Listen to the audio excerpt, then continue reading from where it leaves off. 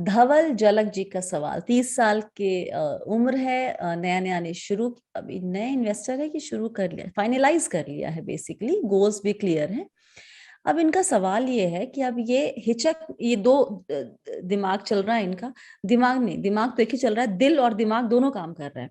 दिल कहता है कि डायरेक्ट प्लान में निवेश किया जाए, लेकिन हेजिटेशन वहां पर ये आ रही है कि कल को अगर जब पैसे निकालते वक्त कोई भी लोचा हो गया, पैसे कहीं फंस गए, तो क्या होगा, क्योंकि 20 साल के बाद रकम तो ठीक ठाक बड़ी हो जाएगी और वो आपके किसी गोल के लिए होगी।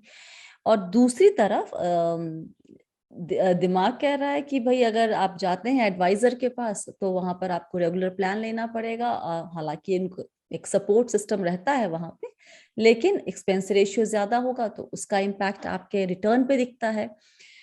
तो दिल, इन्होंने लिखा है, so my heart is denying to go through distributor but due to fear of loss of my corpus I am slight tilted for regular.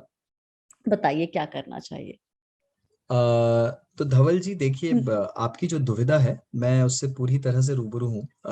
तो ऐसा है कि रूबरू सबसे हूँ, रूबरू नहीं होंगे यहाँ पे। रूबरू मतलब आमने सामने आना, मतलब हाँ, आप मतलब उसको समझ रहे आई हैं। Can understand, I can empathise with what he is thinking basically. What I am trying to tell is दो तीन चीजें हैं इसके अंदर में। देखिए, जब आप डायरेक्ट में इन्वेस्ट करते हैं तो सबसे हम्म पहली बात, आप फंड हाउस के साथ में डायरेक्टली इन्वेस्ट कर रहे हैं। हम्म आपका डायरेक्ट एक कनेक्शन बन गया है उस एएमसी के साथ में। फिर हम्म आपने जिस मीडियम से किया, चाहे वो कोई ऑनलाइन प्लेटफॉर्म था, चाहे कोई वो एडवाइजर था या आरआईए था, उसकी जरूरत नहीं है आपको कभी भी लाइफ में। आप कभी भी जाकर अपना पैसा फंड हाउस से डायरेक्टली विड्रॉ कर सकते हैं, उसी फोलियो में और इन्वेस्ट कर सकते हैं।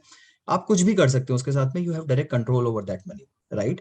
नीडलेस टू से, आप जब डिस्ट्रीब्यूटर के साथ में जाते हैं, आपका एआरएन कोड होता है और आपको एक रेगुलर प्लान में ही निवेश मिलता है। कुछ हद तक डिस्ट्रीब्यूटर्स कंट्रोल करते हैं उसको, बट उसको भी आप डायरेक्टली डील कर सकते हैं फंड हाउस के पास जाकर, कैम्स कार्वी की साइट पर जाकर। तो दोनों ही तरीकों में आप कभी भी, आपका पैसा किसी और के हाथ में नहीं है, उसका पूरा कंट्रोल आपके पास में रहेगा। आप उसको CAMS, Karvy, fund houses, AMCs directly जाकर कभी भी आप विड्रॉ कर सकते हैं और उसमें डील कर सकते हैं। तो वो तो आप बिल्कुल निकाल दीजिए। अब वही बात कि दोनों में बेटर क्या है, हम्म राइट। तो वो पॉइंट आप बिल्कुल निकाल दीजिए कि पैसा कहीं अटक जाएगा, कुछ प्लेटफॉर्म बंद हो गया, कोई लेके चला जाएगा, वो बिल्कुल नहीं हो सकता।